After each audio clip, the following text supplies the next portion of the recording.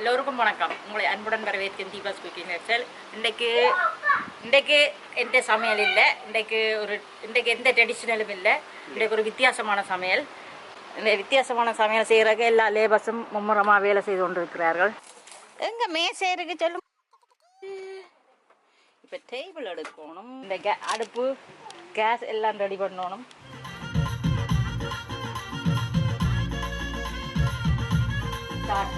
This is the starter.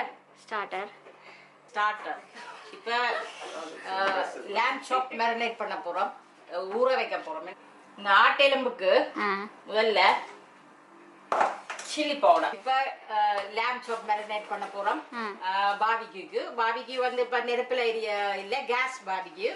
இன்னைக்கு இவர்களுக்கு விருப்பமான சமையல்.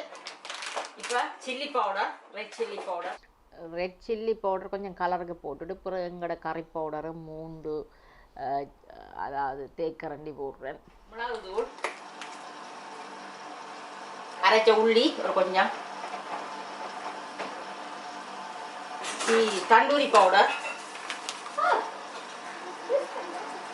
உப்பு, அதோட கொஞ்சம் ஆயிலும் விட்டுட்டு, எந்த ஆயில் இருந்தாலும் பரவாயில்ல, உங்களோட ஒலிவ் ஆயில் இருந்தாலும் பரவாயில்ல, அதை பிரட்டி வையுங்க.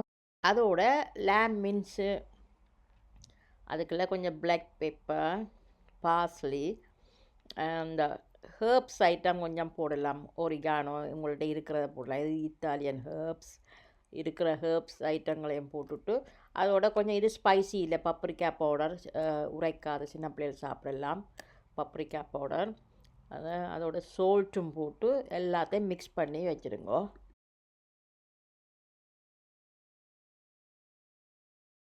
இப்போ நாங்கள் என்ன செய்ய போகிறோம், பர்கர் செய்ய போகிறோம். பிறகு இந்த பொலித்தீன் பேக்கில் எண்ணெயை பூசி போட்டு பர்கர் மாதிரி கொஞ்சம் உருண்டியை வச்சுட்டு அப்படியே தட்டி எடுக்கிறான். சில பேர்கிட்ட அப்படி பர்கர் ப்ரெஸ் பண்ணுறதும் இருக்கும். இது நாங்கள் தட்டு வடை செய்கிற மெதட்லான்னு நாங்கள் இந்த மெதட். இந்த கேஸ் ஒன்று பார்க்கணும். இங்கே இந்த அடுப்பில் செய்ய போகிறோம்.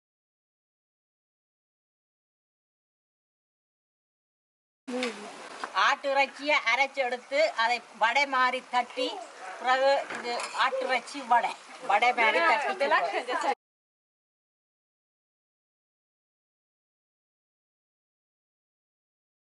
ஓகே, லேம் சோப்பா. இதுக்கு கீழால் அப்படியே கேஸ் எரிஞ்சு கொண்டு இருக்கும். இதை நீங்கள் இப்படி இறைச்சி ரோஸ்ட் பண்ணலாம், பர்கர் ரோஸ்ட் பண்ணலாம், எல்லாம் செய்யலாம். இறைச்சி வகை எதுவும் செய்யலாம். சிக்கன் 65 செய்யலாம். ரொட்டி சுடலாம், தோசை சுடலாம். ஒரே நேரத்தில் 20 பேருக்கு நீங்கள் கொத்து ரொட்டி கூட கொத்தலாம்.